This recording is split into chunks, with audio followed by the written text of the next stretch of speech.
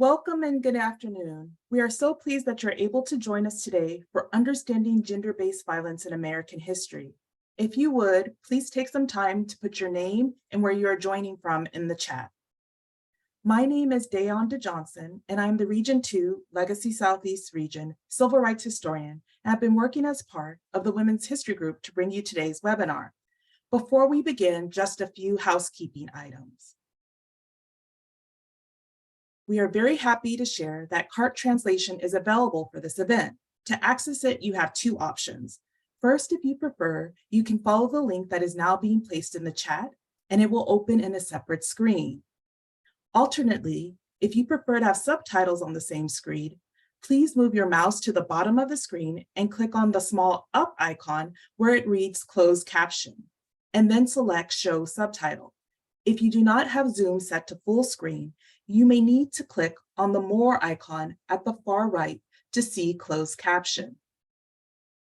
We also have ASL interpretation for today's meeting. Thank you so much to our interpreters for your work today. To ensure that you can view the interpreters, please move your mouse to the bottom of the screen and click on the icon that reads interpretation. Then select American Sign Language, and one of the interpreters will be visible. You can adjust the position and size of the video however you would like. This event is being recorded. By staying on, you are giving permission to be recorded.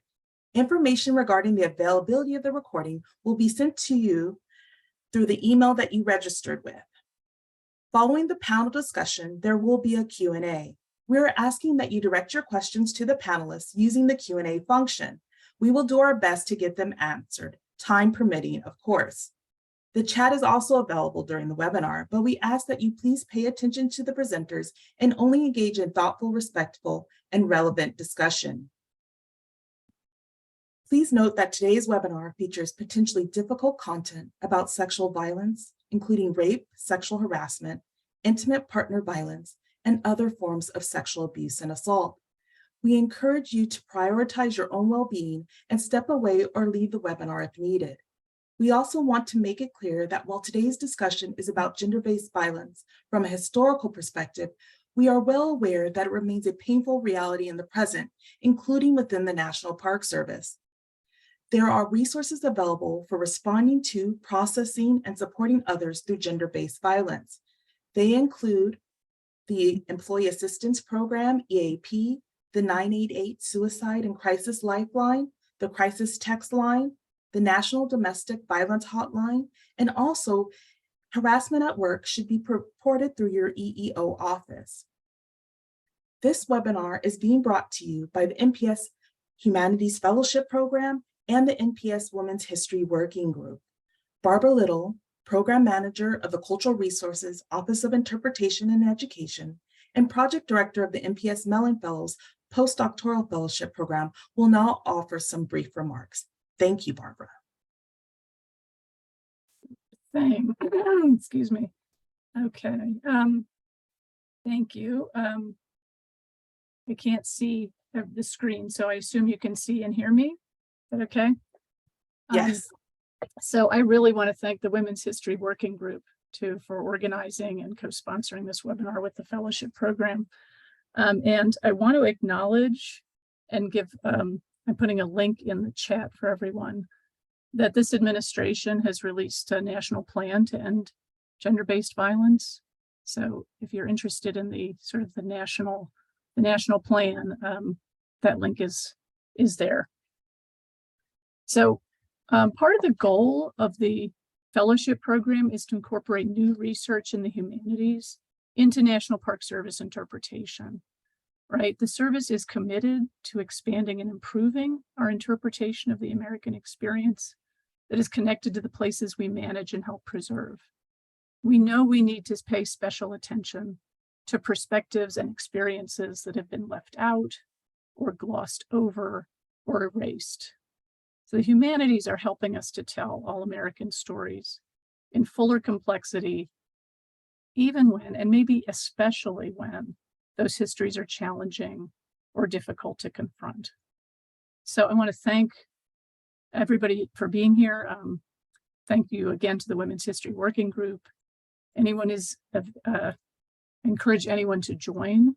If you're interested in that group, contact the organizers, participate wherever you are, right, by seeking out and interpreting women's stories and gender-based stories in your parks and your programs. I am so looking forward to this panel. I thank you so much. And Day, I'll just turn it right back over to you. Thank you so much. Thank you, Barbara. Now to introduce our illustrious panelists, and I'll try not to fangirl out as I introduce each of them. The moderator of today's panel is Dr. Hannah Rosen. She is Associate Professor of History and American Studies at William & Mary. Her research and teaching focus is on African American social and cultural history, and particularly on slavery, emancipation, Reconstruction, and on race and gender in the 19th century United States. She is author of Tear in the Heart of Freedom, Citizenship, Sexual Violence, and the Meaning of Race in the Post-Emancipation South, published in 2009, for which she received the Berkshire Conference of Women Historians First Book Prize, the Civil War and Reconstruction Book Award from the Organization of American Historians, and the Willie Lee Rose Prize from the Southern Association of Women's Historians. She's currently working on 2 book projects. The first treats African American experiences surrounding death and burial in the 19th century South and the effects of segregation of Southern cemeteries in the post-emancipation period. The second is a collaboration with other historians, as well as literary and legal scholars, and investigates the experience of an enslaved woman named Celia in antebellum Missouri. She has also worked extensively on efforts to achieve greater racial equity within the university life for students and faculty. And now I'll introduce the remaining panelists in alphabetical order. Dr. Crystal N. Feimster is a native of North Carolina and is an associate professor at Yale University in the departments of African American Studies and History and the programs of American Studies and Women, Gender, and Sexuality Studies. She is head of Pearson College and the associate editor of the Journal of Civil War History. Feimster earned her PhD in history from Princeton University and her BA in history and women's studies from the University of North Chapel Hill. She is author of the prize-winning book, Southern Whores, Women in the Politics of Rape, Lynching, and dozens of articles and books chapters. She has published edited essays in the New York Times, the Chronicle of Higher Education, and Slate. Professor Feimster is currently completing 2 book projects, Truth Be Told, The Battle for Freedom in Civil War Era Louisiana, and Uncivil, Sex and Violence in the Civil War South. Our next panelist is Dr. Thomas A. Foster, who is a professor of history and associate dean for faculty affairs and social sciences at Howard University. Previously, he served as chair of the Department of History and as director of the LGBTQ Studies program at DePaul University. He has also taught at Rice University and the University of Miami. Foster is an historian of gender and sexuality in early America. His work engages disability studies, LGBTQ studies, masculinity, slavery, women's history, and public history and memory. He is the author or editor of 7 books and has published articles in the William & Mary Quarterly, Disability Studies Quarterly, the Journal of History of Sexuality and Frontiers, a Journal of Women's Studies. His most recent book is Rethinking Rufus, Sexual Violations of Enslaved Men, which was published by the University of Georgia. Our next panelist is Dr. Estelle Friedman, who is the Edgar E. Robinson Professor in U.S. History at Stanford University, where she co-founded the program in Feminist Gender and Sexuality Studies. She graduated from Barnard College and received her PhD from Columbia University. She's the recipient of multiple teaching awards, and she has held fellowships from the National Endowment for the Humanities, the Guggenheim Memorial Foundation, and the Center for Advanced Study in the Behavioral Sciences, where she is currently a faculty fellow. She has written 2 award-winning books about women's prison reform, Their Sisters' Keepers in 1981 and Maternal Justice in 1996, and 2 overviews of feminist history, No Turning Back, The History of Feminism and the Future of Women in 2002, and The Essential Feminist Reader in 2007. With John D'Amelio, she co-authored Intimate Matters, A History of Sexuality in America, and co-edited My Desire for History, Essays on Gay Community and Labor History by Alan Barabay in 2011. I hope I said his name correctly. Her multiple award-winning study redefining rape, sexual violence in the era of suffrage and segregation appeared in 2013. She is currently co-producing and directing a documentary film about folk musician and activist Faith Petrick. And last but not least is Dr. Rose Strimlau, who is the Charles A. Dana Associate Professor of History and Gender and Sexuality Studies at Davidson College. Strimlau received her PhD from UNC Chapel Hill. Her book, Sustaining the Cherokee Family, Kinship and the Allotment of an Indigenous Nation, won the 2012 Willie Lee Rose Prize from the Southern Historical Association for Women's History. Her work, which focuses on gender and sexuality in the Native South, Cherokee history, and federal Indian policy, has been supported by many grants and fellowships. Currently, she is completing her second book manuscript on a Cherokee woman who survived the Trail of Tears, participated in the California Gold Rush, and witnessed the overthrow of the Kingdom of Hawaii.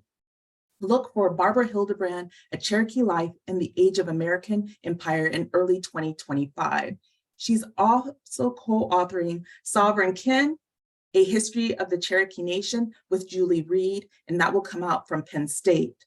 Strimlau is the founding coordinator of, and I hope I don't butcher this too much, I know you sent it to me, but I'm gonna do my best, Duta Ba Hi Sare Kus Ra Hare, which is We Learn Corn Together in Catawba, Davidson College's collaboration with the Catawba Nation. Having served on the editorial board of Native American and Indigenous Studies, NAIS, Strimlau currently is the executive editor of the Journal of Native South, but perhaps her most cherished job is the vice president of Carolina Great Pyrenees Rescue. And she always mentions this when presenting in Zoom, because despite her best efforts to keep her multiple giant fluffy dogs with whom she shares her home with quiet and bribes with peanut butter and fish treats, you may hear loud barking in the background when she's speaking at some point. So she's apologizing ahead. So now I will turn things over to our moderator, Dr. Rosen. Thank you, panelists.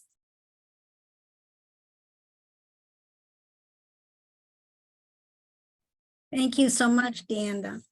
I'm Hannah Rosen, and I want to thank, before we begin, both the organizers and sponsors of this important event, as well as the panelists who are giving of their time to be here with us today. I am very grateful to have the chance to participate and to join you all in it. So thank you very much. I've been asked to start off by briefly introducing my own work in the field that we're discussing today, and also the questions that have been important to me within it. So I will try to do that very briefly.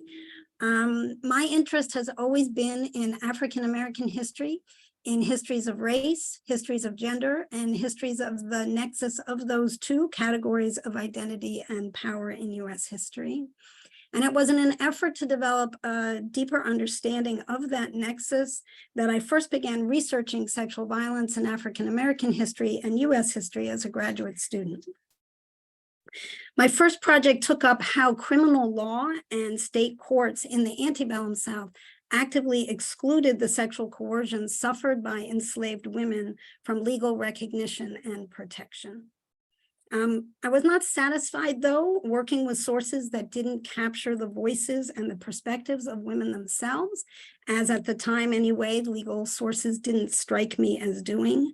And this led me to move my research forward into the post-emancipation or Reconstruction period. And I did that because during Reconstruction, women who had been enslaved and were now free had, for the first time ever, access to the protection of the protective power of the federal government, as agents of that government began investigating the violence that was inflicted by white Southerners after the end of the Civil War.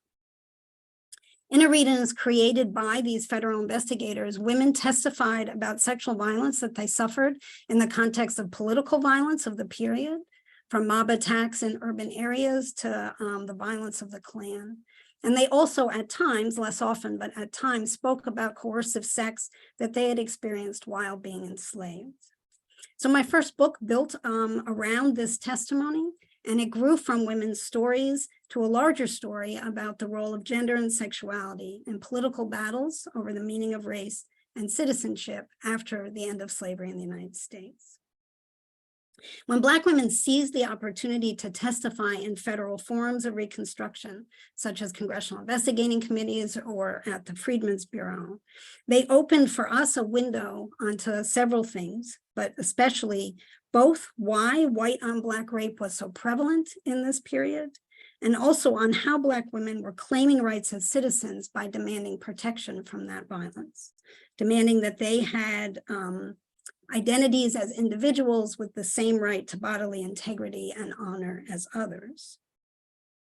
One key thing that their testimony reveals is how new rights to refuse the demands of white men for sex and to control their bodies and their sexual and family relationships were for Black women a central part of what it meant to be a citizen. And I hope that the book has contributed to efforts to place Black women and gender at the center of understandings of struggles for equal citizenship that were central to the years of Reconstruction. That is, struggles over the boundaries of the American polity and whose voice could or should shape the future of the United States. And I also hope it's contributed to understanding the role of gendered violence in dismantling what was at this time, once in the beginning, a very hopeful moment. Following emancipation, the ratification of the 13th, 14th, and 15th Amendment, that kind of hopefulness that brought women to these forums to tell their stories and to demand redress and protection.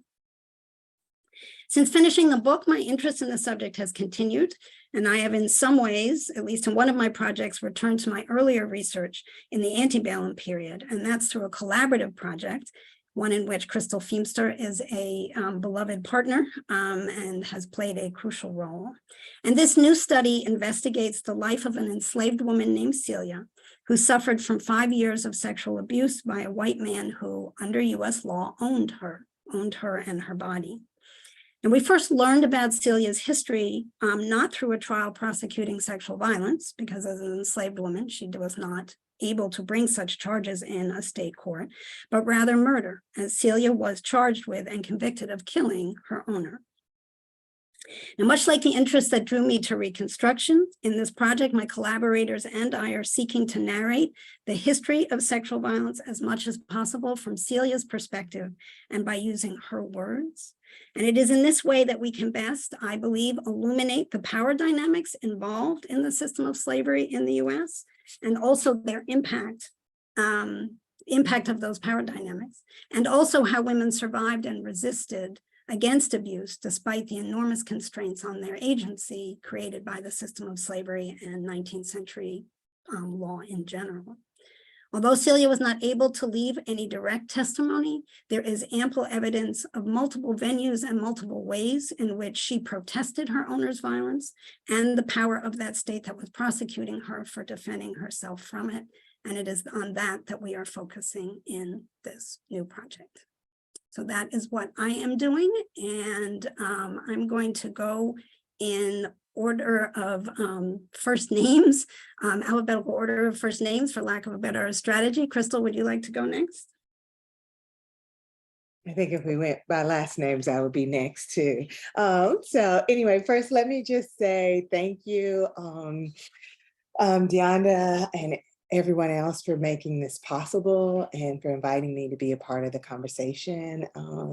I have known Estelle and I know Rose, so it's nice to be in conversation with you. And Thomas, I'm looking forward to learning from you and being in conversation today. So, and Hannah and I have been in conversation for decades now, and there's a part of me that just wants to go ditto in terms of what I do, but that would not be fair. I have been following her since I was a graduate student and thinking with her and her work. So I have nothing but admiration and love collaborating with Hannah. So so a little bit about what I do. Like Hannah, I have been mostly interested in the intersection of racial and sexual violence and what that has meant most specifically for Black and white women in the American South, in terms of how they advocated for protection, how they mobilized around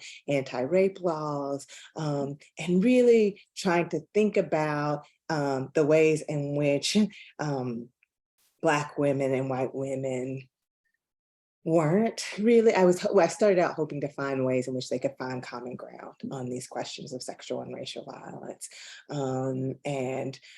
So my first project, Southern Horrors, Women in the Politics of Rape and Lynching, really, takes seriously both Black and white women's anti-lynching campaigns in the context of the profound racial violence of lynching that was happening in the South from post-Reconstruction into the 1930s.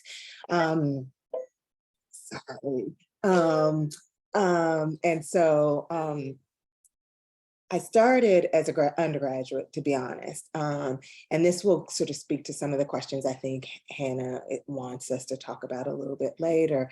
But I came to this work out of political commitments and my own activism, and I was coming of age politically and intellectual in the wake of the Anita Hill, Clarence Thomas hearings. So I was a sophomore, and it was a real moment for those of us in the fields of women's history who have been thinking about racial and sexual violence in that intersection, and to kind of bear witness to Clarence Thomas's distortion of the history and of lynching and that narrative, and see Anita Hill struggle to make visible her own sexual vulnerability and erasure in the face of that narrative of lynching. Really was, I would say, not even a wake-up call, because I think feminist scholars understood this intersection, had been working at this intersection, but there was a sense of urgency that this historical scholarship had to keep pushing forward, so that we could use it as a political tool to advocate for women in the workplace, and to push for better anti-rape laws and protections. And for me, as a Black woman, I had a lot of questions. I was like, and there were questions that I didn't have the answers to. And at that point as an undergraduate, I started working on Ida B. Wells, and trying to understand how is it that a Black woman was kind of the foremother of the anti-lynching campaign, and we get to this moment where a Black woman is basically undermined by that same narrative. And so ultimately, I decided I wanted to know if Black women were victims of lynching. That expanded to me asking the question, well, were white women lynched too? And then even more broadly, thinking, well, what happens if I think about this history of lynching as not just a history of lynching, but a history of anti-rape activism? And if I center Black and white women into that narrative, how does it change what we know? What does it make possible in terms of Black and white women's efforts to come together on these issues? And I was hoping and thought, oh, I'm going to find all this allyship. But at that point, I realized that Black and white women had very different but similar political agendas, and race became the mechanism in which they could make arguments for protection. And usually they were in direct contention, right? So white women were able to talk about rape if they identified Black men as their assailants. Black women really had to push up against that narrative and really talk about how nobody was acknowledging that they were victims of rape, and that white men were using rape as a political tool of terror to terrorize the Black community. So that's the first book. Since then, I wish I could say I found a different topic. There are days when I'm like, oh, I'm still working on this. but I really wanted to try to understand white women's hysteria around sexual violence and the racialized hysteria in the post-war period. And I had an inkling that some of that had come out of the Civil War context. Having survived the Civil War in which sexual violence was used as a weapon of war. And sort of trying to think about the psychological impacts that would have on a population. I've been working through that. And mostly looking at the ways in which Black women and white women testified in the context of war to their sexual vulnerability, sexual assault, sexual harassment, and made claims for legal rights as well as protections, and looking at that under occupation in the South and as the war was waged, but also looking at its impact on the sex trade in some locations, looking at the ways in which sex workers in the context of the war made arguments for protection as well. So those are two other projects I'm working on, and I'm working with Hannah on the Celia project, and really trying to think about the role of Black men in this sort of long history of racial and interracial sexual violence. Again, a kind of trigger thinking about the role of Clarence Thomas and Anita Hill, and how the narratives that we have mapped very well and are really important don't really in some ways capture the way that most women experience sexual assault, which is usually, except for Indigenous women, Indigenous women are really a counterpoint to the fact that most women experience sexual assault by someone within their own racial group, and sort of the ways in which race has made it difficult. The kind of racial wars around sexual violence have made it very difficult for us in the Black community to talk about sexual violence and sexual assault. So I'm trying to kind of shift and think about how those narratives that I've been invested in telling and undermining in some ways have played a real central role in making Black women even more vulnerable to sexual assault, if we believe that all women, we live in a world in which all women are vulnerable to sexual assault. It's really important to kind of parse out those racial narratives even more. So that's my work. Thank you, Crystal. Estelle, in our alphabetical order, you are next. Thank you. Thank you to the Park Service and to all of the panelists. It's a delight to be here, and I so admire the work that all of you do. I want to talk about how I came to study sexual violence and where it fits in with my historical scholarship and also my personal and political concerns. I realize in retrospect that I've long come across sexual violence, but it took a real change in both our theoretical understandings and the sources and the kind of literature or the work that people in this panel have done to make it possible for me to really look at it closely. So you heard that my early work was on women's prisons and the history of women's prison reform. Well, in fact, the very earliest efforts to improve conditions for incarcerated women in the 19th century came out of exposés of the sexual abuse of women in what were then mixed prisons.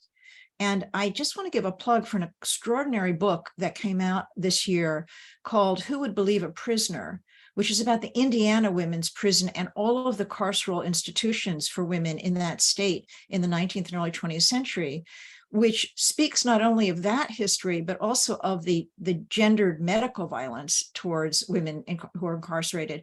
And this is a book that was written by incarcerated women and formerly incarcerated women who researched their own institutions. It's just an amazing piece historiographically, and I wanted to mention it because it may not be on all of your radar right now. So, but I long wanted to write more about sexual violence itself as a subject. I mean, so many people, so many women, I experienced coercive sex when I was in college. I then, quote, forgot about it for 10 years and didn't name it, and then came to a process of naming. And then in the context of feminism in the 1970s and 1980s, realizing like, why this historical silence? And here's this feminist anti-violence movement, and where did it come from? And did people talk about this before, or why was it silenced before?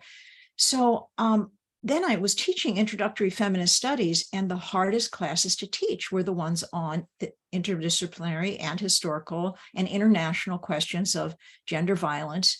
And it was hard not only because of the material, but because so many students would acknowledge their experiences. And I realized just how widespread this was.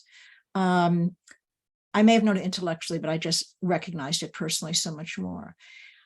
The obstacle I felt in studying sexual violence, and I don't know if others on the panel have felt this, was in the beginning, I did not want to simply write about women as victims.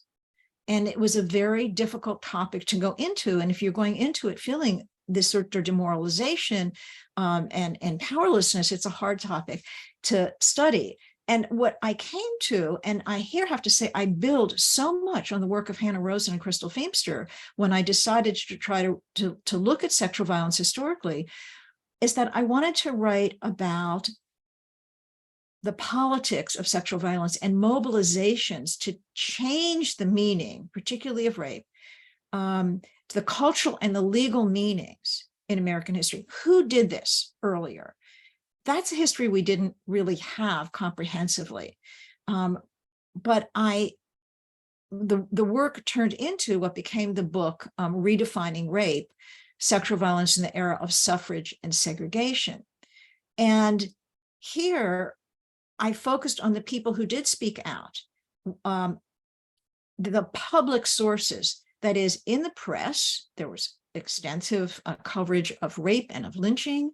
In the courts, the cases and the appeals that had to do with all kinds of subjects that are not just about rape, but things we'll talk about later when we talk about terminology and euphemisms and things like that. And I began to map particularly how women's rights and racial justice movements understood and looked at sexual violence as some of you have already noted, an impediment to full citizenship for women, for African Americans, for immigrants, for many groups, Mexican American, Native American, how intertwined the idea of who has the rights of full citizenship and who is both vulnerable to sexual violence and who is considered a perpetrator and who is not. And that these are very tied up, as you've heard already.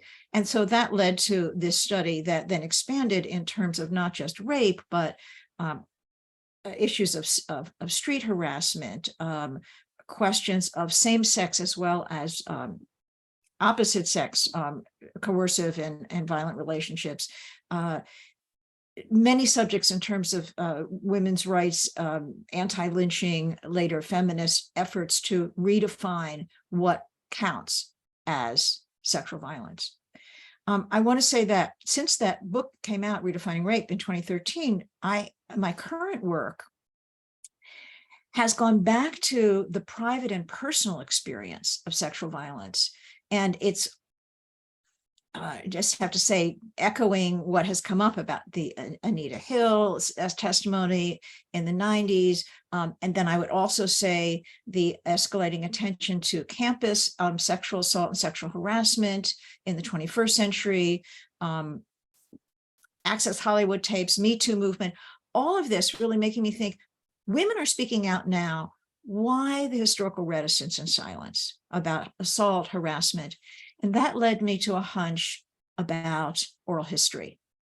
And as some of you may know, there's just been tens of thousands of oral histories since the 1940s.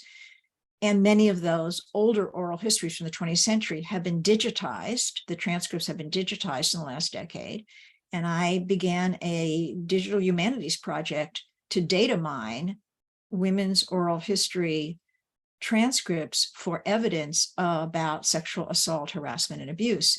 Been working on it since 2018, and the first publication came out last year about sexual harassment before we had that word, sort of in the period before the 1970s. And I, work with sources that include the Rosie DeRiveter oral histories, or women in the South, women in the civil rights movement, college alums, just across race, and the History Makers, a wonderful collection people should know about. And we've been able to extract an extraordinary number of stories that I'm now writing about. And maybe I'll say more about what we're finding and historical context later. Yeah, I should stop there. Thank you, Estelle. That's fascinating. Look forward to hearing more about it. Rose, would you like to introduce your work? Grateful to be here, and thank you for everyone for joining us on a Friday afternoon. So to echo some of the comments that have already been made, I came to this topic through my activism. I am a member of the rape whistle generation, meaning that the feminist activists of the 70s and 80s who raised this issue, especially with university and college administrators, had accomplished some of their goals, especially about developing resources on campus and programming. So by the time I was coming onto college campuses as an undergraduate and then a graduate student, I got handed that rape whistle. I got told that we could participate in Take Back the Night and other events like that, that on the one hand brought critical attention to the reality of dating violence, of interpersonal sexual violence, of sexual assault on college and university campuses, but had yet to make the kinds of strategic and theoretical claims for institutional change that have happened since then. So long story short, by the time I'm a grad student, 8 or so years into doing anti-rape activism, I'm mad as hell. And at that point, there was a particular semester where many of my worlds collided in one particular moment. And it was when I was volunteering for the Rape Crisis Center in Orange County, North Carolina, Chapel Hill, which is a wonderful one that has done much of the progressive and innovative heavy lifting of program development for anti-rape education on college campuses, especially regarding fraternities and athletic teams and the kinds of sexual violence associated with those cultures. At the same time, I was teaching, or excuse me, I was a teaching assistant for a Theta Purdue's Native American women's history class. She was also my dissertation advisor. And she had assigned the students to read Sarah Winnemucca's autobiography. And I'm going to drop into the chat to everyone a brief bio of Sarah Winnemucca from the National Parks Foundation. So this is the first autobiography written by a Native American woman. And it is about a very different time and place from Chapel Hill in the late 90s and early 2000s. Sarah Winnemucca is describing the aftermath of settler invasion in her homeland in Nevada in the 1860s and 70s, repeated wars against Native people to dislocate them from land and economic resources. In many ways, it's a completely separate social and cultural context from what I was living in. But Sarah Winnemucca was writing about rape culture. And I knew that because I was doing workshops for fraternities, athletic teams about rape culture. And the third component that came together for me was that I was a seminar student at that point, still checking off those boxes towards the PhD. And in the seminar where I had to write a 30-page paper showing original research outside of my area of expertise, I said to the professor, I'd really like to write about Sarah Winnemucca and rape. And the professor responded, there's no history of rape. It's ahistorical. Now, this was in 1999, 2000. So Susan Brown Miller's book had been around for 25 years. And there is not the scholarship then that there was now, but that fired me up to begin to incorporate into my work how not only to understand sexual violence as prevalent, but also as an essential part of our institutional culture. So it began by thinking about the university community in which I was in, how I, on the one hand, was doing these workshops, and in the same community being told there's no history of this. It doesn't change, it's universal. And knowing that that was not only an impossibility, it was illogical, but that in itself was a form of violence. I didn't know the term gaslighting then, but that's gaslighting. And so that essay, which I'll drop in the chat in a minute, ultimately became, I think, the thing I've written that more people have read than anything else, because it appeared in an anthology on women in the West. And then Linda Kerber emailed me one day and said, hey, I'd like to put this in Women's America. And so it's appeared in that reader on US Women's History, published by Oxford UP. I'll save you the money buying the textbook again and pop it in the chat in a minute if you'd like to see that. But in that piece, I began to do the work that I've done in all of my subsequent research, which is try to talk about institutional practices that normalize, facilitate, and at the same time, often render invisible these kinds of violence. Now, my first book, based on my dissertation, in many ways might seem an odd fit for someone who's interested in gender and sexual violence in history, because it's a close analysis of federal Indian policy. I look a lot at land titles, at tax law, at probate. And so in many ways, it's an exception to when we talk about sexual violence in American Indian history. Folks often think of battles or contexts in which there are interactions between the US military and Native peoples, or examples like the Trail of Tears, something that I'm working on now and I'll talk about in a minute.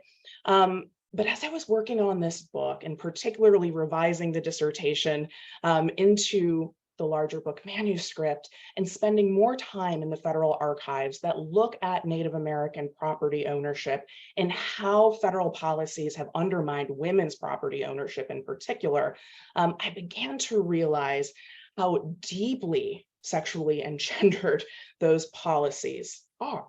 And so interspersed in these records about land titles, there are documents written by staff members from the Office of Indian Affairs who are talking about sometimes federal staff, other times settlers in those communities, people who wanted access to Native lands and resources, using sexual violence to intimidate Native women out of accessing their property, out of retaining ownership of their property.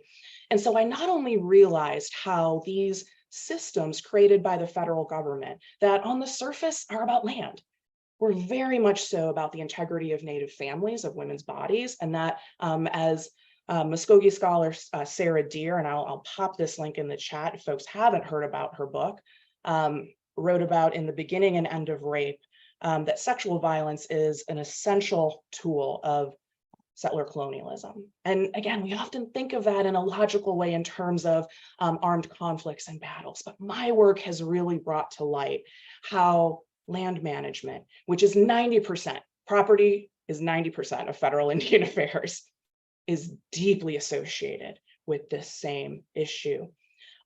So that was my first project. And as I began to work on the second project, the book that I'm finishing now, and hopefully will be out in another year, I began to think about how to make legible some of these themes that I'd drawn from the archives, especially about the relationship to federal policy and sexual and gendered violence, questions about privacy, about the kinds of records that exist that are publicly available about Native women who have experienced sexual violence that are just available to anyone in the federal or the National Archives who wants to see them. And to do this in a way that would be written for a broader audience.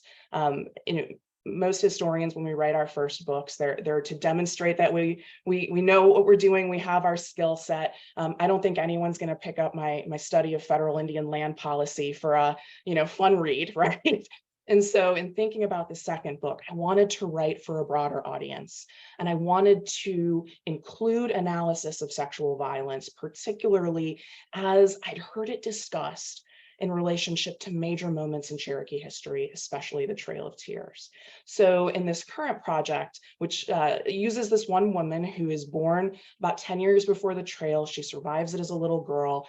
She is a young mother in her early 20s when she and a group of about 150 other Cherokees go to California. They participate in the gold rush. And then she leaves her husband. And as he goes back to the Cherokee Nation, she moves with her daughters to Hawaii, literally the other end of the world from everything that she'd known. And sexual violence is absolutely central to her story and an explanation of how and why her life plays out the way it does. So in thinking about how to make legible the institutional frameworks that make sexual violence normal for some members of our society. The Trail of Tears chapter has loomed large in this project. And I know the National Park Service has done enormous work with the Trail of Tears Association and making good information available at trail sites, both those that are managed by the federal government and those that are managed by states. One of the things that's not talked about, however, is the prevalence of sexual violence throughout the whole long removal process. And so in this chapter, I talk about the background to the trail long before we get to 1838. Native women become vulnerable to sexual violence by outsiders who cannot be legally held accountable, but also who cannot be prosecuted, who cannot be stopped by Cherokees themselves for fear of their own reprisal by state governments, especially Georgia, but also Tennessee and Alabama. And so Cherokees end up in a situation where Native women are being assaulted publicly. They're being assaulted in front of their families. This is happening with regularity. It's happening before the internment camps in summer 1838, and it's taken as normal by non-Native people.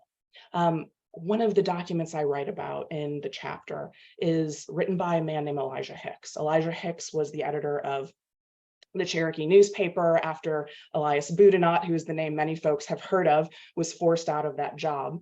And Hicks writes about the sexual assault of a Cherokee woman by a sheriff of a Georgia county that is established out of Cherokee land, who comes into the Cherokee Nation to claim the land he has won through the Georgia land lottery. He goes into this woman's home, he eats her food in front of her children, and then he begins to assault her. Another woman on the property or nearby stops him. Like literally these two women are wrestling this man, who ironically his name is David Duke, off of her. And he leaves. He comes back the next day with another Georgia law enforcement official, and they whip both of these women again in front of their children. Now, this story survives in part because these women came forward. They came forward to Georgia officials who told them, well, Cherokees can't testify in court. You're not citizens. Also, this is a law enforcement officer, sheriff of a Georgia county. And so the story these women told to law enforcement officials they knew wouldn't help, wouldn't provide any redress, was recorded by Elijah Hicks, the editor of the Cherokee Phoenix at the time. And Hicks writes their account and subsequently is slapped with a libel suit by Dukes. And so this story survives as representative of the kinds of things that are happening in the Cherokee Nation that have been normalized, a kind of sexual terrorism that to historians of the South understand has deep roots, continues to be directed towards people of color long after removal, but is an important part of explaining why Cherokees, ultimately, many of them choose to leave. And for those who choose to stay and fight as late as 1838, the experiences of terror and trauma that are a normal part of this process. So like Estelle, I've been spending a lot of time in oral histories and also trying to find the references to what I'd been told didn't exist, which is that, well, people talk about rape in relationship to the Trail of Tears, but we don't have records of it. It's everywhere. It's absolutely everywhere. So once I began to systemically look through what missionaries who were boots on the ground and writing about back home to Boston and to other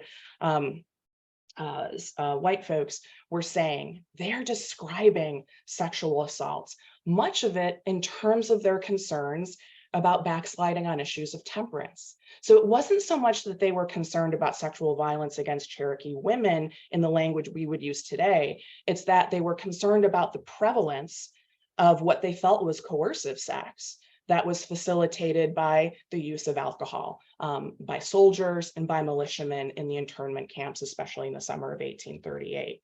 So these missionaries are writing about absolutely what we would call rape, but of course in the language of their time. Oral histories document this. Women in particular, who are the granddaughters and great-granddaughters of survivors of the trail, especially on their maternal side, who are interviewed. There's two major oral history collections, one created in the 1930s and one created in the 1970s that are important to Cherokee history. And in both sets, women are telling their ancestors' stories. So these are clearly important components of their family histories that have been passed down over generations. And what's interesting and I think significant about these discussions of sexual violence and oral histories is that the women who are telling them are always framing them in terms of the survivor's motherhood, that these again are things that are happening in front of their children. These are things that are meant to terrorize not just the person targeted as the victim, but they are meant to be a spectacle. They are meant to humiliate, to terrorize, to harm families, including Cherokee children.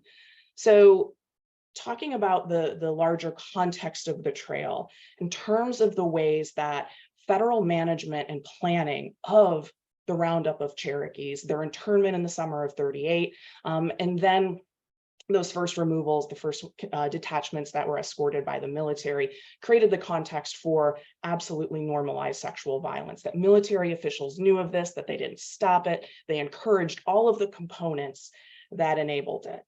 And that's a really different kind of story than the, oh, there's some bad apples approach to talking about sexual violence, which again, as a young student activist in the 90s was the story that I got. Well, bad things happen on campus, but girls shouldn't drink.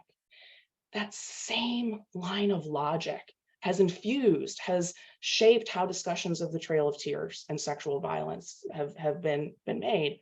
And so I'm hoping that this chapter, that this larger project can shift the needle on those discussions, and that we can talk about ways that, particularly in context of times of crisis, and I'd love to say that we don't see events like the Trail of Tears playing out, but this world is full of refugees, right? And in any given moment, we have lessons to learn right now from this history, but also what is happening right now. And this is something I'll talk about later when we talk about terminology, can help us understand these documents. So the last thing I'll say is, to echo Estelle's comment about teaching, is over the years, as I've included more history about sexual violence in my classes, it has become the most important part of I think some of the work that I do with my students. So at Davidson now, I teach an upper level seminar specifically on the history of rape in the United States. It's equal parts legal history and social and cultural history. And I assign everybody's books who's on this panel. So this is kind of me geeking out and being really excited to be here. And so that has informed my thinking both about the kinds of work that those who are the new version of who I was in the 90s, the younger activists, but also the practitioners, the folks who are doing work in crisis centers, who are working both domestically and abroad in humanitarian and aid and policy circles. What are the materials they need? What kind of scholarship is helpful to them? So I met some of the folks who invited me here because I helped to co-organize a panel at the Organization of American Historians last year about teaching about sexual violence in the era of Me Too and missing and murdered Indigenous women. And I think panels like this are important, the one we're having today, that one in part because this disconnect that sometimes happens between academic scholarship and activists and practitioners can be bridged by those of us who care about this issue. We really can be a real example of how scholars can support those who are actively working for policy change and vice versa.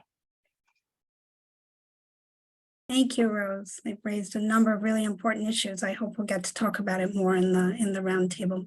Thomas, would you like to introduce yourself and your work? Hi, everyone. It's great to be here today. It's a real honor to be on this panel with all of you, such distinguished scholars. And I was really thrilled to see in the chat all the different locations, the national parks that people are zooming in from. It makes me want to travel. So thank you to the organizers. And again, it's just a real honor to be on this panel. My work on gender-based violence, sexual violence, is a study of sexual violence against enslaved men. It's a broad study primarily focused on the US, but I do a broad chronological scope and a broad geographic scope in the project. And I came to it with a background in women's and gender histories. I was not a scholar of slavery before this project, so I think that has really shaped how I approached sexual violence in this study with that particular background. And I would say that it's not rare when I tell people about the book as a study of sexual violence against enslaved men, that the assumption is it's about white men raping Black men, enslaved Black men. And so I just wanted to give a quick overview of actually the chapter structure to give people a sense of the different topics that are covered in the book because of that. The book begins with 2 context-setting chapters, one that's on cultural understandings of enslaved men's bodies, and that is followed by a chapter on enslaved men's own recollections in biographies and other statements and sources available, talking about the importance of autonomy in the realm of personal sexuality, especially with choice of a partner or autonomy in terms of building your own family structure. And so I use those chapters to set a certain context about the standards, because there was initially a critique of an article that predated this book that wondered about how rape was being handled transhistorically, if you will. And so I wanted to situate basically those benchmarks to set the context for the 3 chapters that follow. Those 3 chapters begin with a study of coerced reproduction, which I think is not probably maybe one of the better studied topics in the book. There, though, I raised questions about implications for men and family and community in it. That chapter then is followed by an examination of relationships between white women and enslaved men, which traditionally viewed as consensual, or in some ways even love across the color line. It seems like some of the feminist infused understandings of power in these sexual dynamics was lessened in my assessment of the literature on it. It seemed like the focus really was on the vulnerability of white women in that time and place. And I really just wanted to broaden the scope and look at also the vulnerability of the enslaved men in that same situation. And then the final chapter is on same gender interactions. And that chapter begins, though, with another context setting section. And so the first half of that chapter looks at bonds of love between enslaved men. And again, the value of enslaved men and how they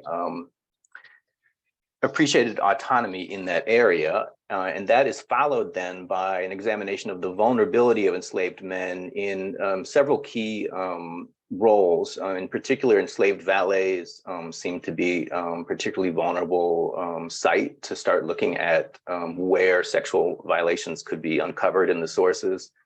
And the few examples that we have of sexual violations of enslaved men by white men. And so the book is a recovery of a history that has not been examined in any sustained way. And the topic, I would say, is still problematic, underdeveloped in our culture today. And so I am sort of lacking a lot of the cultural framework. I think even a political movement, I think, is really lacking in terms of sort of supporting our understanding of how to fit this book, I think, into a larger picture, if you will. And so I think that's all I'm going to start with, because I'm really anxious to get to the discussion. And I think there's going to be a lot of good things in the discussion. So thank you. Thank you, Thomas, and everybody. That was all fascinating and very helpful for launching our conversation. I think what I'll do is actually start off by combining 2 questions I originally imagined addressing separately. And I'd like to say, please just, raise your hand or flag, or just take your mic off if you want to contribute. Everybody doesn't have to say something about every question, but if something speaks to you, please jump in. I'd like to start by thinking in ways that might be very useful in practical terms for our audience, which is about the sort of the research methods and the terminology that one might use and that you have used in your own research. And some of the answers to these questions you all have already touched on, but not consistently. So I'm curious about if we could think about what sort of range of experiences you include in the idea of studying gender-based violence, and what terminology you've used in your own work. Gender-based violence is actually not a term that I have used. We all have our own reasons for choosing particular terms, and I think the audience might find that useful to discuss. our organizers very rightly have drawn on the Biden administration's embrace of the idea of it being time to end gender-based violence and to think as a nation about how to do that, for which I'm very grateful. But let's think maybe historically when you're trying to understand this in the past and when people in our audience are trying to do that as part of the work, sort of what kind of experiences should be included and what words to use. But also, and here's the methods question, is how have you found that information? Rose, I was thinking about the gaslighting you experienced of it is unchanging, which is just the most horrifying embrace of toxic masculinity as an unchanging part of our world. I heard you'll never find anything. That's what I was told repeatedly as a graduate student. Nobody talks about this. It's never going to end up in any official records. Rose, you've already shared with us how wrong that idea is. But how have you found the evidence? Were there times that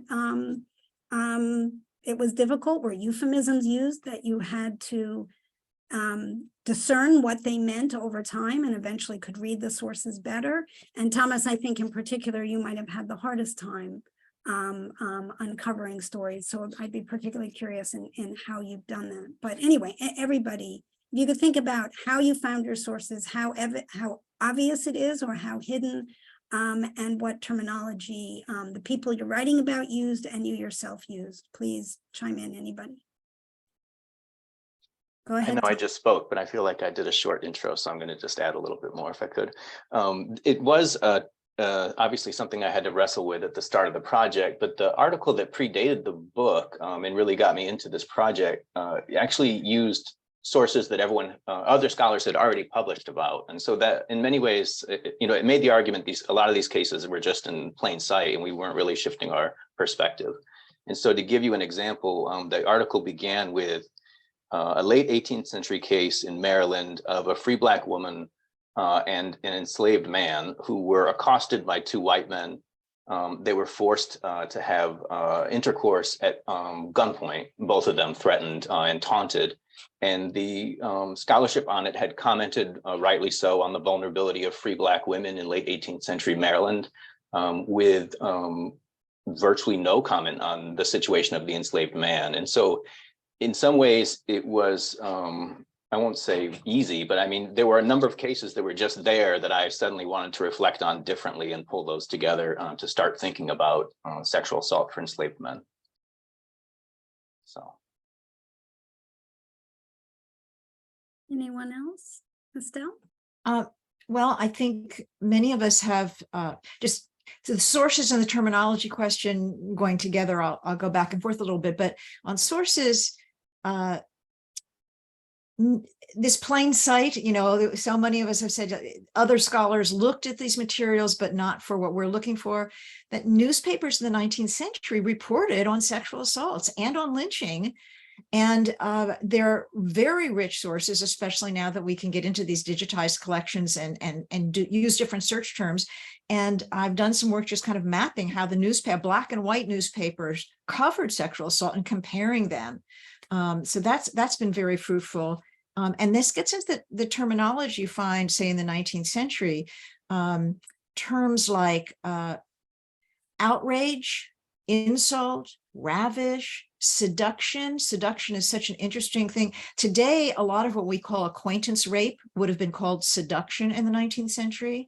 There's some racial implications, certainly by the late 19th, early 20th century, when Black women's clubs, for example, are trying to claim their Black women's sexual respectability. The word insult is really a code for white men assaulting or trying to assault women in public or in private. So anyway, newspapers, if you look for those kinds of terms, court cases, many of us have used court cases. And again, if you start searching for these variety of terms, you'll find a case that's about something very different, about property or land or probate, or all of these kinds of things. And there you'll find either disputed heritage or a genealogy, or just cases that will come up about a range of experiences. I found both the reform and radical press really revealing of some of the political movements I was looking for, from the women's rights, suffrage, and then National Women's Party press later.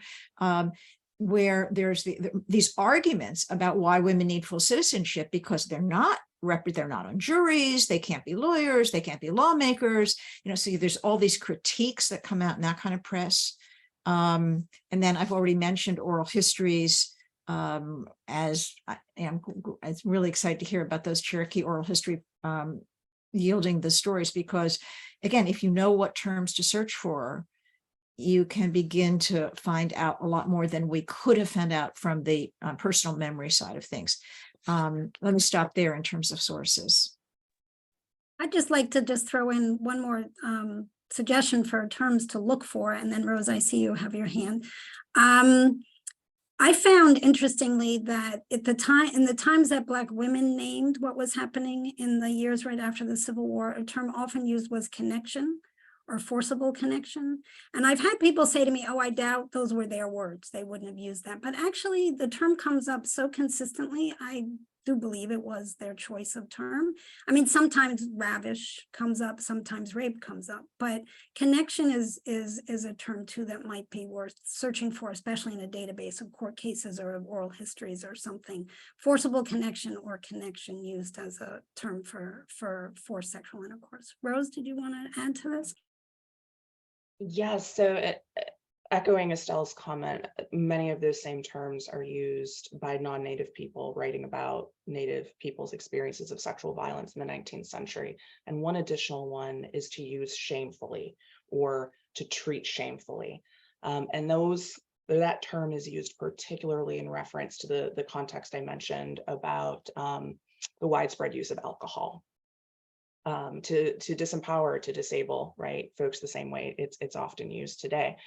And again, those conversations often happen in terms of larger discussions of temperance. And so once I began to see that pattern, right, I was able to find those references to sexual violence.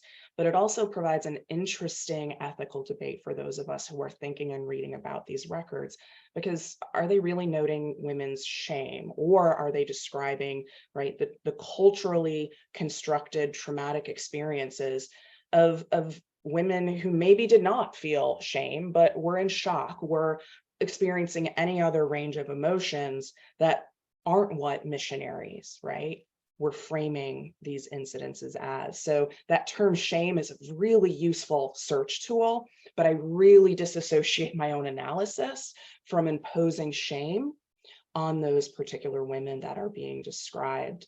And as far as sources, as I've already said, I'm finding evidence of this everywhere I look. To me, I think the real challenge, again, thinking about how to use this information ethically, is the difference between those sources that are written about public incidents, that are describing things that were not disclosed in confidence in private, versus those records that were created especially by federal officials that do document things that have not been made public. And again, there are materials in our National Archives and Records Administration collection that are publicly accessible that describe sexual assaults of Native women whose children and grandchildren are still alive. And those materials, that information was shared to law enforcement or to health officials in Native communities. And so for me, the ethical issues are often kind of in that line of what are people writing about that they are witnessing, that they have been told about in ways that perhaps have lended to an ethical use of those by historians. To some of these sources, I don't think historians should be using them at all. Can I was going to say, and it's always like, there's also the absence of language, right, that can also reveal. I mean, I think about Darlene Clark Hines' work on dissemblance, and sort of my own work of thinking about the actions and the choices that women make. Even today, we can think about how sexual harassment might not show up in the workplace if we think like women are making choices about what they wear to work, and that's not going to come. They making choices about who they will be in a room with by themselves, and keeping doors open, all kinds of things like that, right? That require us to kind of think beyond the spoken word and language, but also that there are like for me, the language of protection is often signaling, and this is the language that sex workers use. For example, in my petitions to governors to have their fines remitted for keeping disorderly houses. And they describe the violence and they describe the need for protection from soldiers in a way that doesn't use the explicit language of sexual assault, because they understand that they are already seen as women who cannot be sexually violated.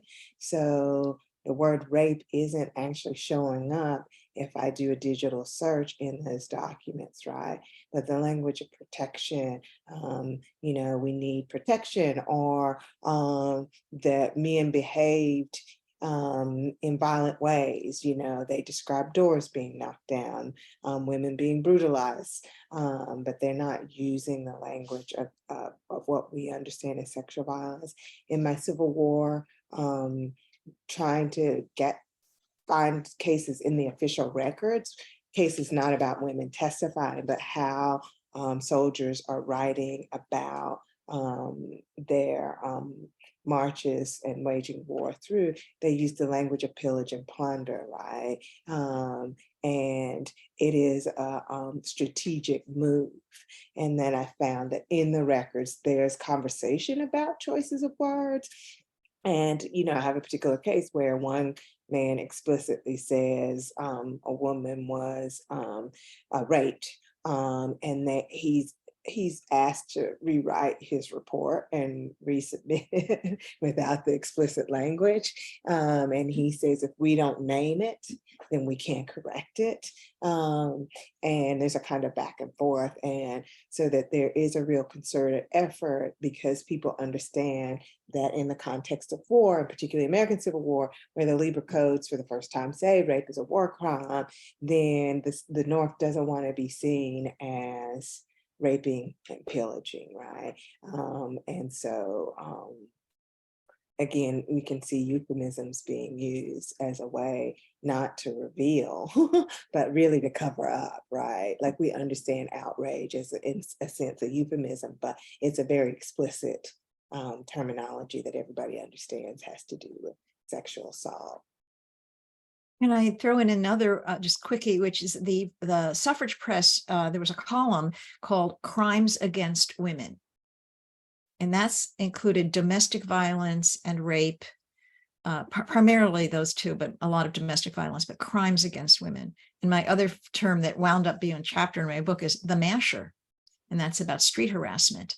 And just really fascinating stuff in both the Black and white press about when women are more in public, working, education, what have you, the ways that they were harassed in the early 20th century by quote mashers, which were men, often a euphemism for both insult, what we would call street harassment, also sometimes assault. Thank you, Estelle. Thomas, you had your hand up. I'm okay, go ahead. Thanks. You're okay? Okay. Rose raised in her comments just now the question of sort of ethically how to approach our sources, what to make public, what not to make public. So I'm wondering if people have thoughts they'd like to share about ethical dilemmas you faced in doing your own research, in doing the research, in publishing the research, and maybe things to think about that the National Park Service, what kind of ethical challenges they're going to face as they work to incorporate violence of a sexual nature or gender-based violence into presentations to a broad public and in public history sites. So actually what I was going to do is piggyback on the euphemisms comment, but it is an answer to your question. So I'm glad I decided to hear the question first. So in terms of ethics, one of the things that gave me a lot of concern when I started the project was what level of detail to use in descriptions. And there are some instances of violations of enslaved people that I really hesitated to give voice to. And yet I felt like I did not want to replicate 19th century euphemisms for sexual assault. And because the subject is so not established essentially in the academy, in the anecdote that I shared about the late 18th century sexual assault case, I'm not familiar with a real clear understanding of forced penetration as sexual assault, right? I mean, at least I was not really taught that in terms of when I studied sexual assault. And in the culture, I don't think we really talk about this either as a form of sexual assault.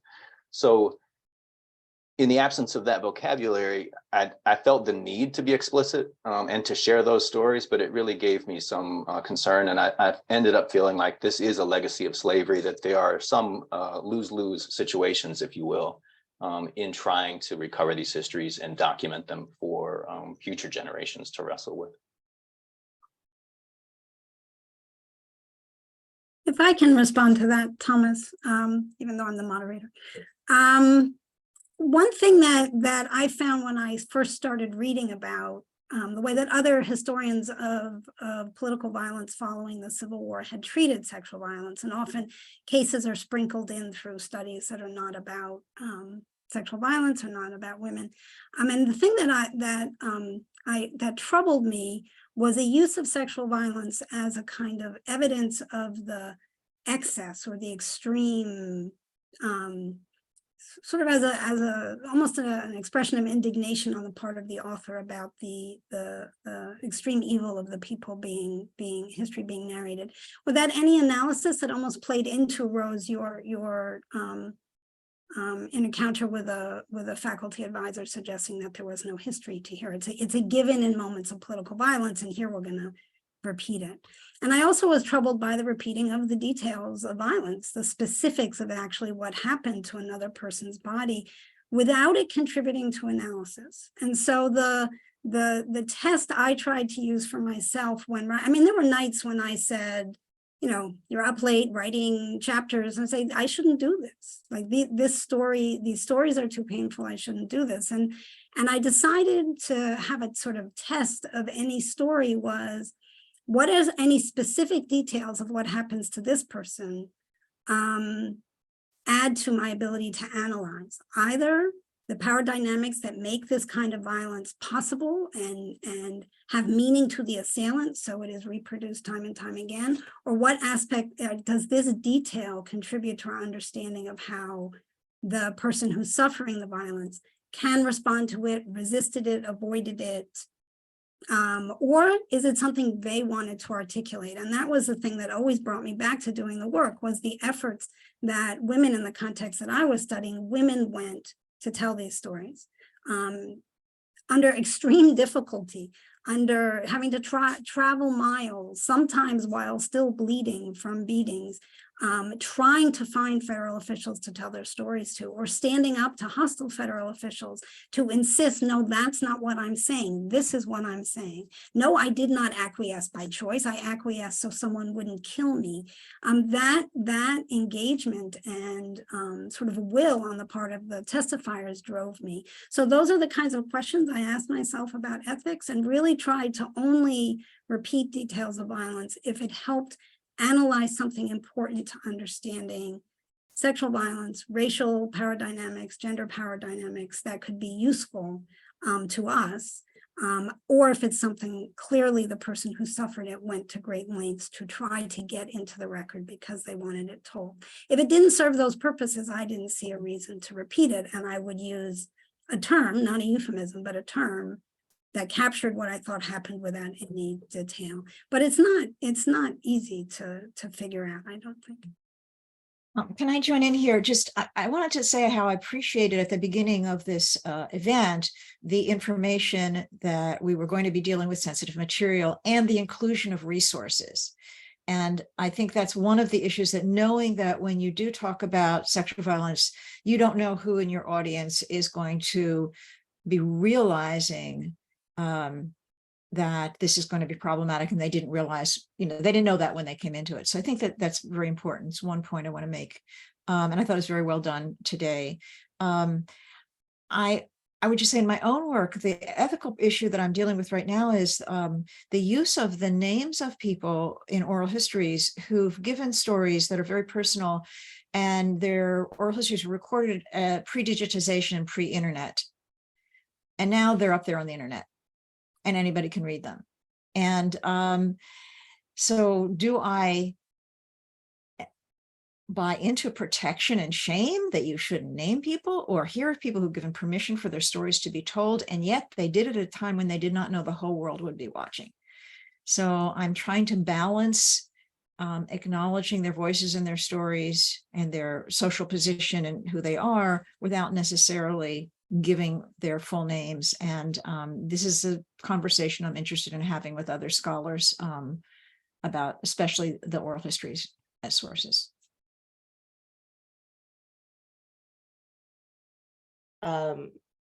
One of the strategies that I've come to, that I've learned from continuing to listen and learn again from activists and practitioners, is that I need to follow conversations, especially those that are particularly graphic, with conversations about resilience, about how folks responded to recover, survive, whatever those terms meant to them. And so both when I'm picking content for my history of rape class, or the individual classes in which I'm including this content in other courses and in my own writing, I choose situations to write about that enable me to have those conversations about this happened.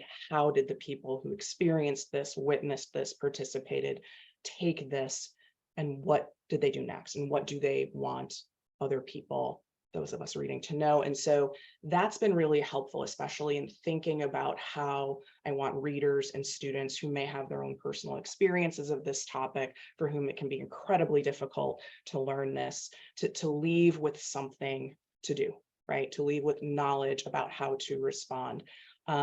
Towards that end, I'll drop a reading in the chat that's from English history, but it's by a historian named Miranda Chater, and my students have loved this reading every time I've assigned it, in part because it helps them understand how to read narratives about rape, for ways in which we can talk about this resilience, resistance, recovery, survival in very strategic and smart ways. And so a helpful resource that I will drop in the chat. Thank you. I'm trying to think very practically for interpreters, and all this advice has been very helpful, about how to tell these stories to a broad audience, where I think Estelle's suggestion that you think about warnings before people even approach the display or subject or the narrative is very helpful.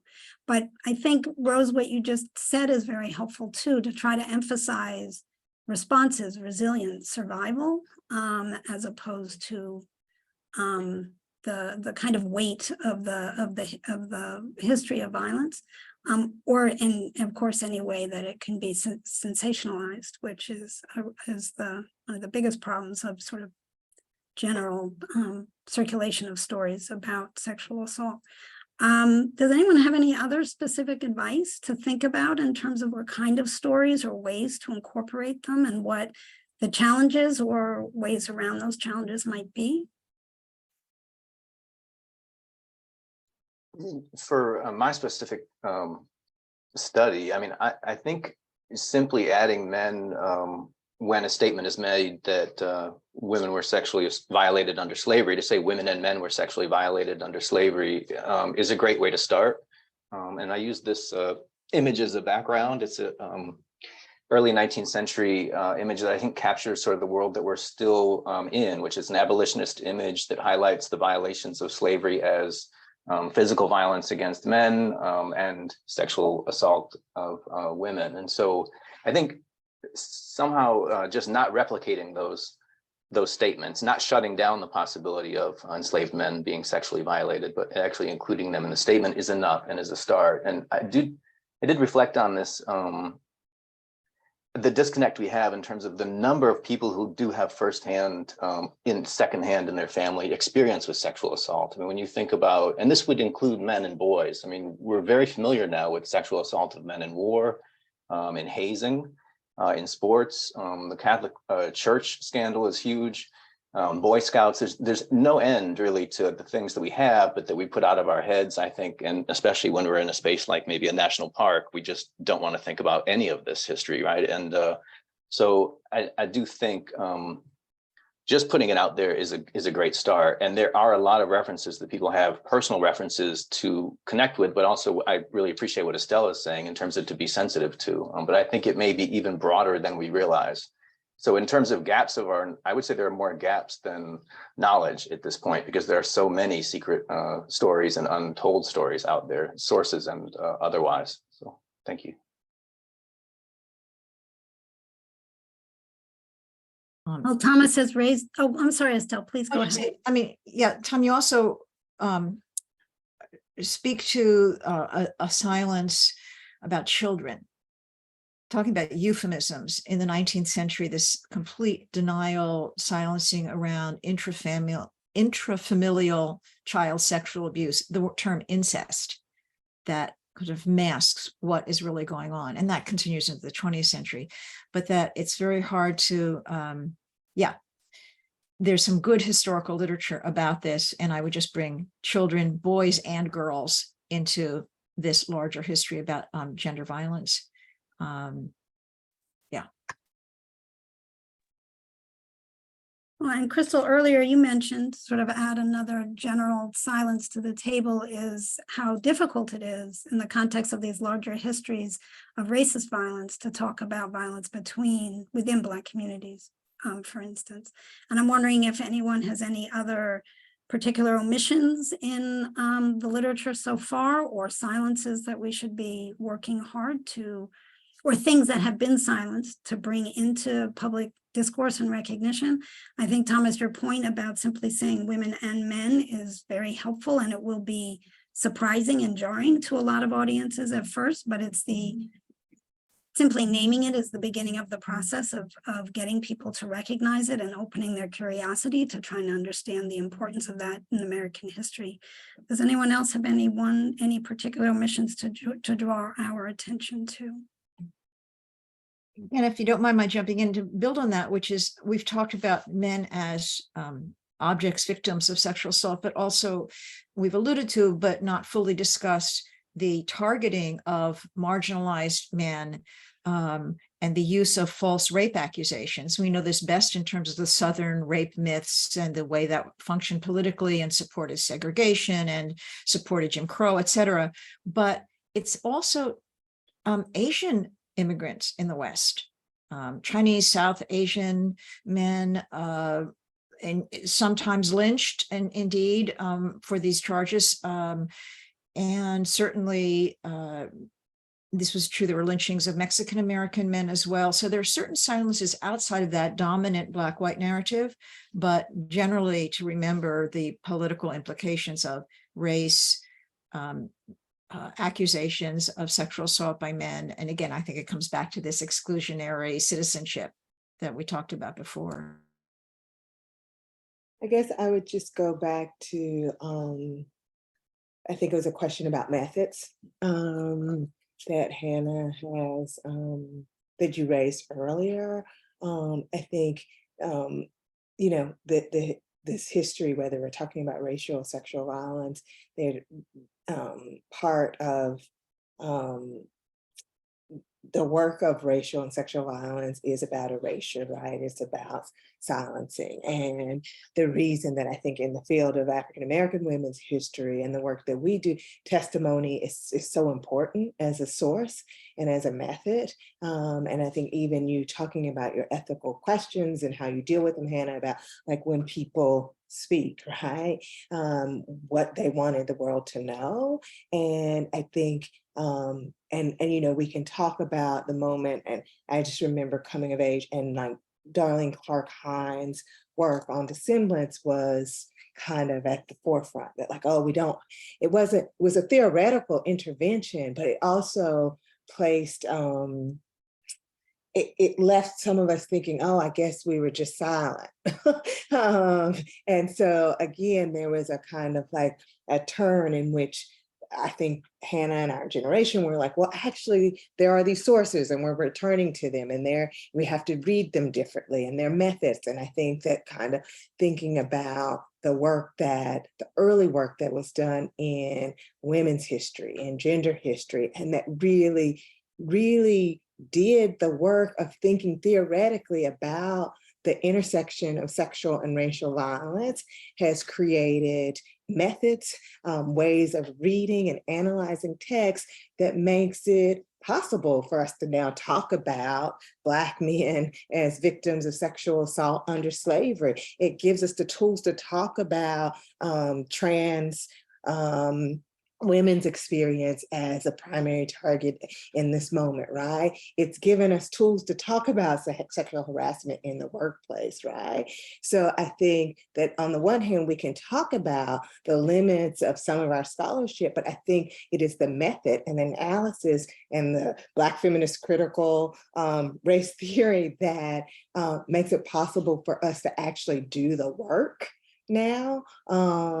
So I just want to say that, like, we have the methods and we have the theory to deal with the silences and to do the work, right? And so, like, now I'm able to do the work of thinking about the ways in which Black women were vulnerable and to Black men's sexual assault and remain vulnerable to that, because we had a history in which the Moynihan Report meant that Black people couldn't talk about, that kind of sexual violence because Black people were pathologized, right?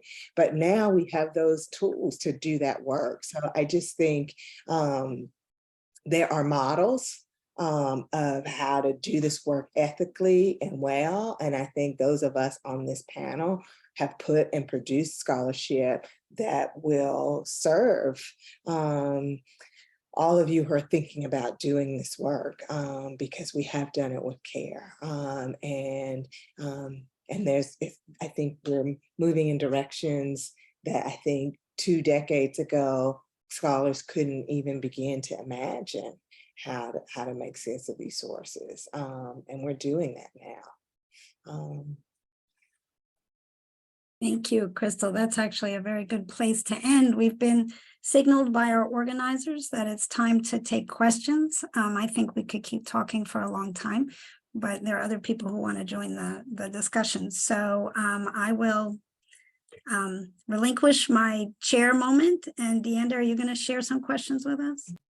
Yeah, I'm not going to share some, but I first want to say thank you, panelists, for that insightful discussion. You've given us a lot to think about. We're going to open it up to Q&A. I encourage participants to enter in their questions into the Q&A if you've not already done so. But I'm going to hand it over to Kimberly Stilinski and Nicole Martin to ask our panelists the questions that have been prepared. Thank you very much. Hi, yes, thank you again. And our first question that's been submitted is asking about any ideas that any of the panelists have on how to include this important part of history into our historic sites and places where the mission itself does not explicitly address enslavement, women, or Native peoples. Any thoughts on that would be appreciated. I mean, I think one of the first thoughts I have is, when we think about the history of lynching, there's a real kind of model, right, that the Equal Justice Institute has imbibed, right? Like, there's collective community work where they're going and digging up soil and placing markers. So I think that's one way, is that we can actually mark the landscape and map it in ways. I know that many of the sites have I don't know if you call them gift shops, but y'all have them places where people can buy some books and some stickers and some maps. So you can have the literature there, books in the space for people to purchase. Even if you're not out there like making a speech about it, people have access to resources that are connected to that site that address this issue. Those are just off the top of my head, but you guys are probably better at this than us. Yeah, I mean, it would be hard for me to imagine a site that didn't include women in some way. And I'm struck by how many of our national history spaces are about war And it's really impossible to talk about war without thinking about violence, and specifically the home fronts in all wars, and sort of breaking down that public-private divide, and sort of thinking about what are the implications when you're having this experience of whether it's conquest or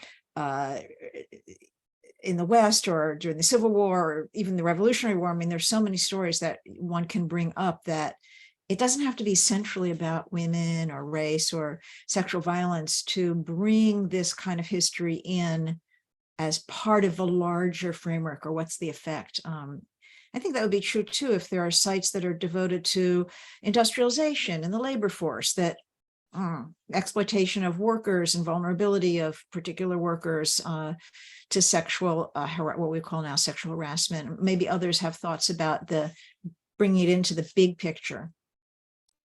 I was going to suggest that it might be a good time to revisit the mission, because it's hard, as Estelle said, it's hard to think of a site that does not have a connection to at least a legacy of slavery and certainly women's history. So I would say take an opportunity and revisit your mission with some new scholarship on the history of the site, and see if you don't want to change it, or if you can change it. Go ahead, Rose. I think this is a place where often the inclusion of an additional sentence or two can be incredibly impactful. So in thinking about presentations of the Trail of Tears as an example, they almost always mention the Indian Removal Act, the Treaty of New Echota.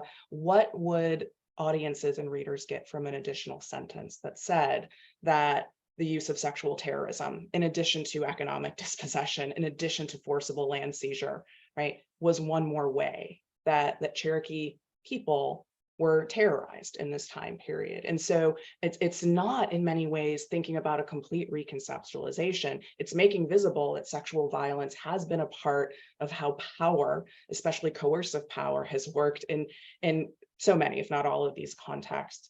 And thinking of the many national park sites and historic sites I've been to that do their job so well, it's bringing forward some first-person testimony. So in those places where there's an oral history or some kind of account, a memoir, a newspaper article, or even a few sentences coming from the perspective of someone who is there, again, to just interject that this was one part of the story. It doesn't have to be the focus of the story. And I think those aspects, it's certainly in my teaching, at least, when I bring in that we can think about this whole complicated issue, and it also included sexual violence.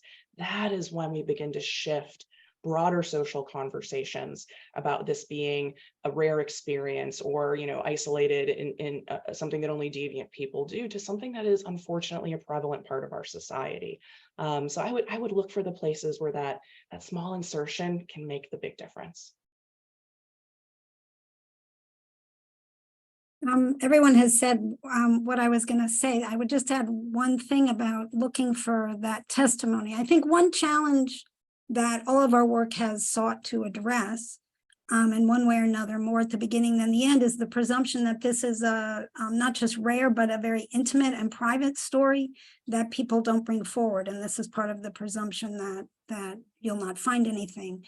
And yet all of our research has shown how very intertwined intimate moments of violence are with larger political questions about the nation and citizenship and political power and voice and control. And so if, as an interpreter of any site in American history, if the challenge that I think I've observed in National Park Service work over the last decade or so is to bring more stories from below and to tell more narratives that involve how everyone in a community was affected by an event, by a battle. This should be easy to, well, easy, not easy, but you should be able to bring it in the way that Rose is suggesting, by adding that part of this story, part of this public story about a battle over territory, an act of removal, involve these kinds of intimate moments of violence, which help sort of begin a larger conversation and recognition of how intertwined this is into the whole history of power in the United States. And that would be, an enormous service to all of us, the more and more these stories come out. Okay, Thank you, panelists, for those great answers. We have another question that has just come through from the audience, and it is, did any of you explore consent and sexual violence in the context of marriage in the antebellum South? Do you have suggestions for finding documentation on that? This person is particularly interested in the ways marriage was both embraced and forced upon women, and the relationship to sexual violence as a protection in some cases, and the main source of sexual violence in others.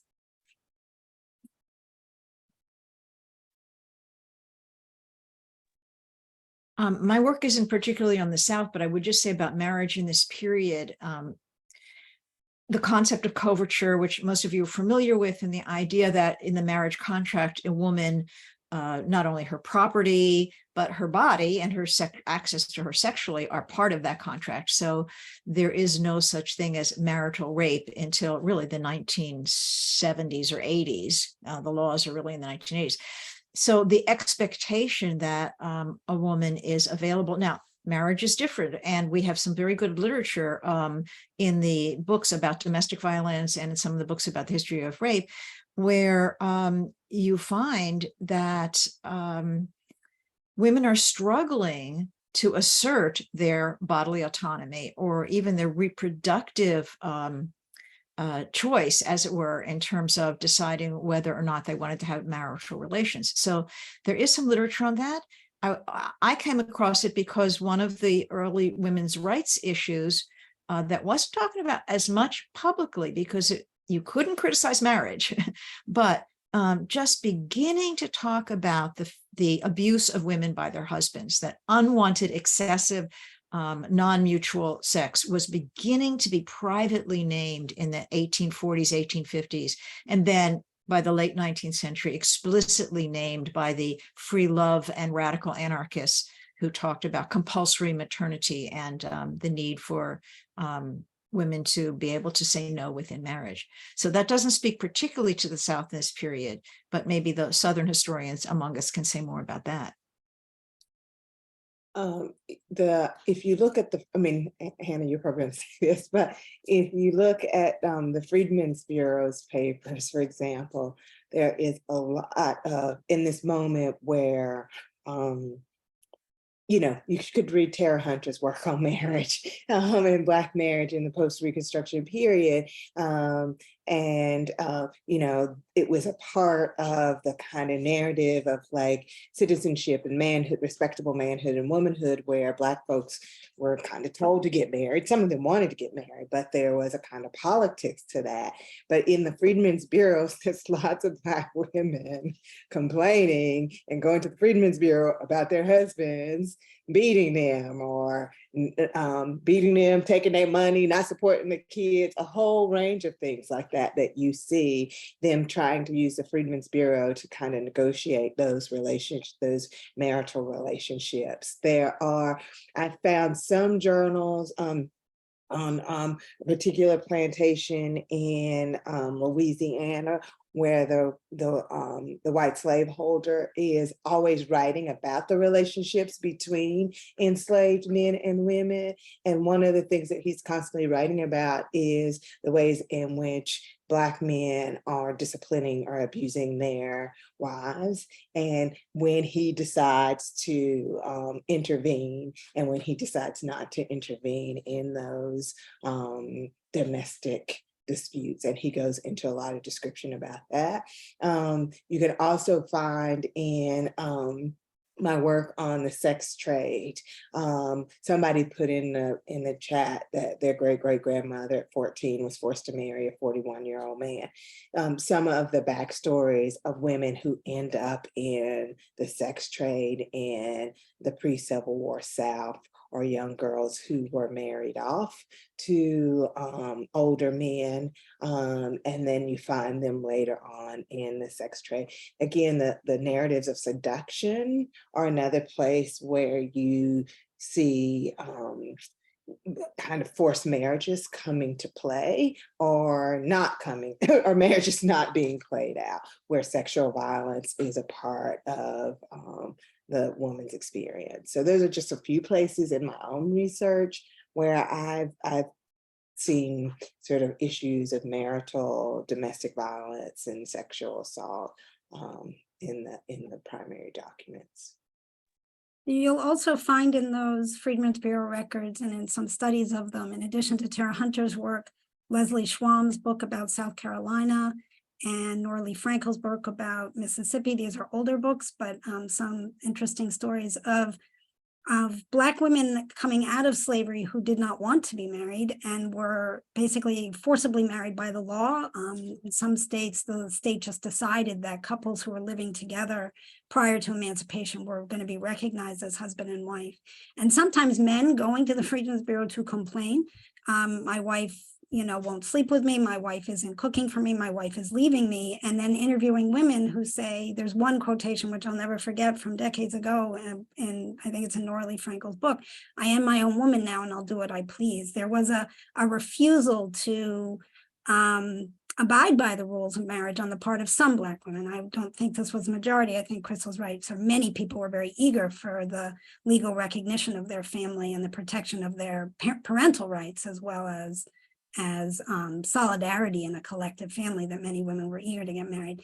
But it was interesting to me how at the time, Black women coming out of slavery had a very different idea about what their options were in relationship to marriage and then their white counterparts in those moments, or maybe not in terms of what people were thinking in their head, but were verbally articulating that they were envisioning a world which would be different and they wouldn't be subordinated to a husband.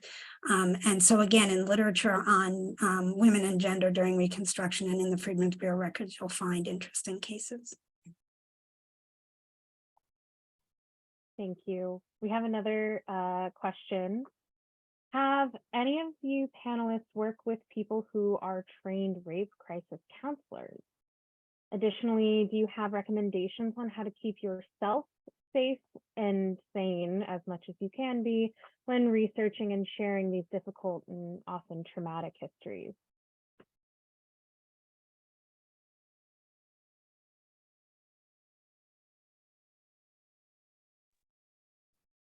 In prior professional settings, before even going to graduate school, I worked in counseling centers and with trained counselors. I was only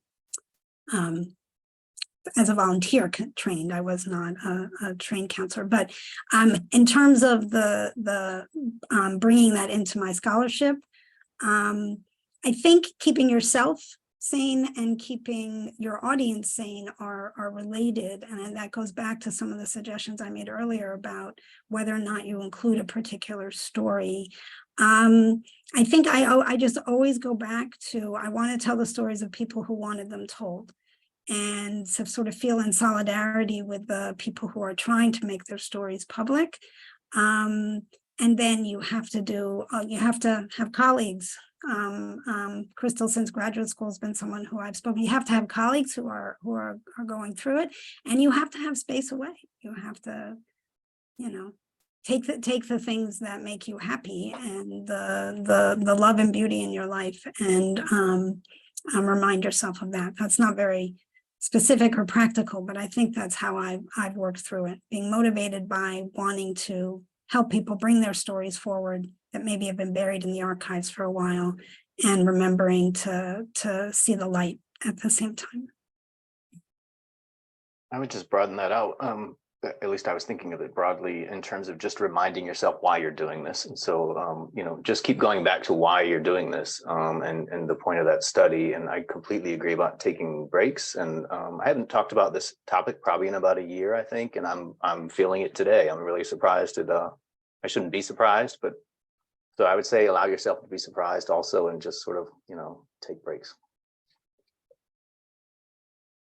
Like Hannah, I came to this topic having already had volunteer experiences that prepared me to work with communities on the issues around trauma, and since that time have really prioritized learning from others who are experts in trauma-informed teaching methods and working with communities experiencing trauma. And so a few of my big takeaways that shape how I work, especially with students or when I'm asked to go to community groups, is to always provide less information and provide more time for discussion than I might do on other topics, to make myself, especially if it's a student audience and this might be the first time they are hearing this content, to make myself available. That's not always possible for everybody. And so like Thomas said, you have to be in the place where you can do this work.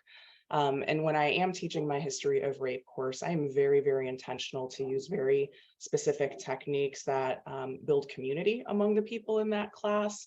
When I work with community folks around this issue over the years, I've been in the same place for a while. I've gotten to know, the activists, the staff members who have a relationship of nurturing and care and develop that with the constituencies with which they work. And so I want to be in those conversations. I don't want to come into a place and provide sadness and more trauma. I want to have conversations that can be part of a process of ending sexual violence, but also of supporting those people who are working through their own process. So I'm intentional about how I do that as well, both in and outside of the classroom.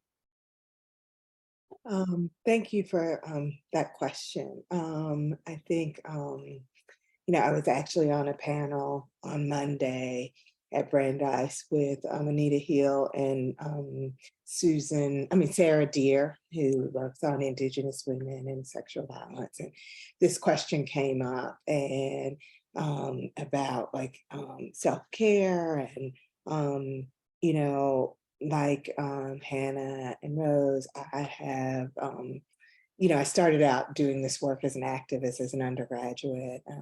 And as I've sort of, at one point I said, I'm still working on this.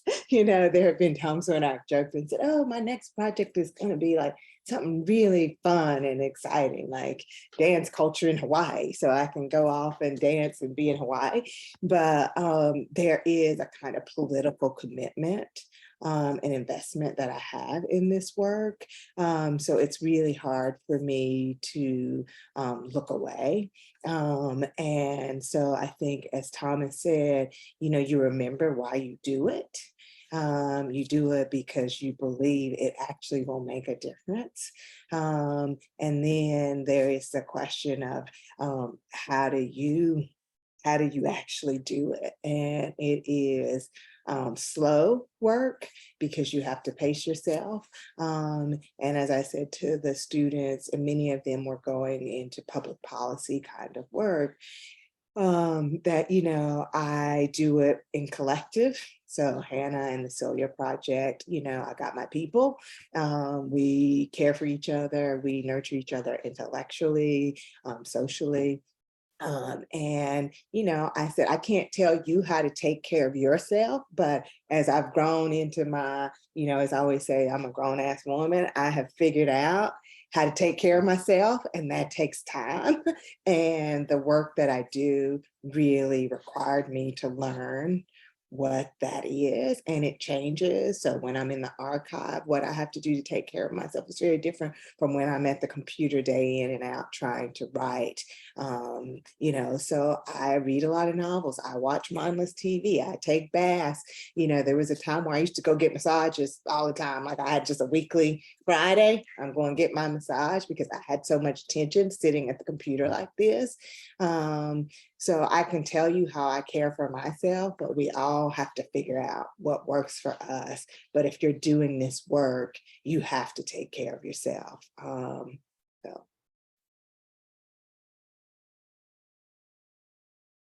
Thank you for sharing all those practices. Those are really helpful. I think we only have time for one more question. This is a really important question. Not sure how much feedback you'll be able to provide on it, but we thought we would put it out there in case anyone does have thoughts. So the question is, I've been involved in projects where oral histories reveal NPS women employees experience sexual harassment and violence from their park superintendent. And we received concerns about highlighting that history to the public from supervisors. The supervisors would acknowledge that this history is important, but would still urge us to somewhat censor the extent of the abuse. How would you suggest interpreters and researchers approach this type of pushback from internal pressures? It's a really big question. We don't have a lot of time, so maybe just one or two answers would be great. Thank you. That's tough. So I wouldn't take it sitting down, and I wouldn't address it alone, I guess is what I would say. Solidarity, find other people who are inside the Park Service who agree that, and again, I mean, censor nothing, but also present in a way that is useful and sensitive. But if the pushback is to not talk about something truthfully, I think it's probably, this comes up in the Park Service all the time, not necessarily in relationship to this issue, but how to speak fully and truthfully about painful histories, and not alone. You know, find colleagues, make a collective. That would be my suggestion. Numbers are very helpful to create a new narrative, and also provide your administrators with the narrative that they, you know, interpolate them as the ones who want to do the right thing by helping them with the language about why it's crucial to be truthful. But yeah, the first thought that came to me was push back, but not alone. Find people to work with together on it. I don't have an answer for you, but I sympathize. In one of my courses, we're collecting oral histories from the first generation of female students at Davidson, 1970s, and many of them are recounting experiences of harassment by faculty and trustees, less so other male students. And this is an issue as we collect more and more of these stories that we have to address. And unfortunately, I personally haven't found another oral history collection that's dealing with this. Maybe Estelle has ideas for us, but I'm in the same shoes.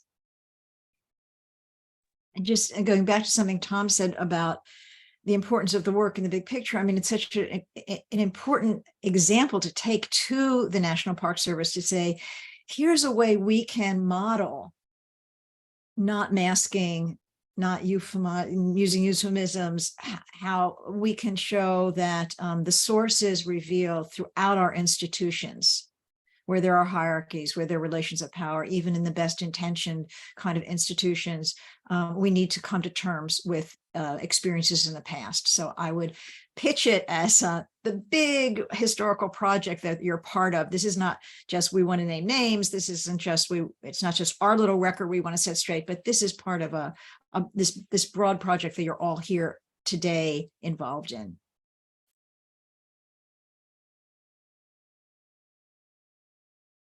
Thank you, panelists. Sorry, we have to cut the Q&A now. We're running out of time, but I just want to say that this conversation has been extremely insightful and powerful. Thank you, audience, for bearing with us and for those thought-provoking questions. Apologies to those whose questions have gone unanswered, but we hope this is just the beginning of the discussion. Thank you, Kimberly Solinsky and Nicole Martin, for leading the Q&A.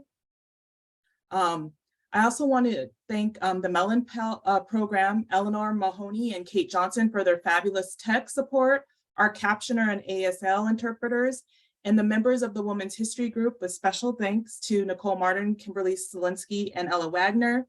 This would not have happened without any of you. For more information about the Mellon Fellows program, please visit the program website or email Eleanor Mahoney, the National Coordinator of the NPS Mello Humanities Postdoctoral Fellowship Program. And for more information about the Women's History Group, please contact Kimberly Solinsky and/or Ella Wagner, whose contact information is provided on the slide.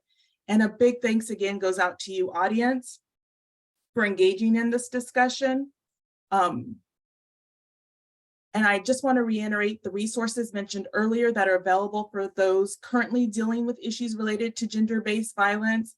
And then please be sure to fill out the survey linked here in the chat. We want to know more about how you're feeling about how this event went and to make plans for the future. The recording of the webinar will be shared through email next Tuesday. We have a date next Tuesday on October 31st. We will also share the resources that our panelists have shared in the discussion and in the chat. Please note, as I said, this is just the beginning of what will be ongoing work to deal with this important history. We look forward to your continued engagement with the subject matter and to the agency's larger efforts to tell all American stories. This ends today's webinar. Have a great weekend. Thank you.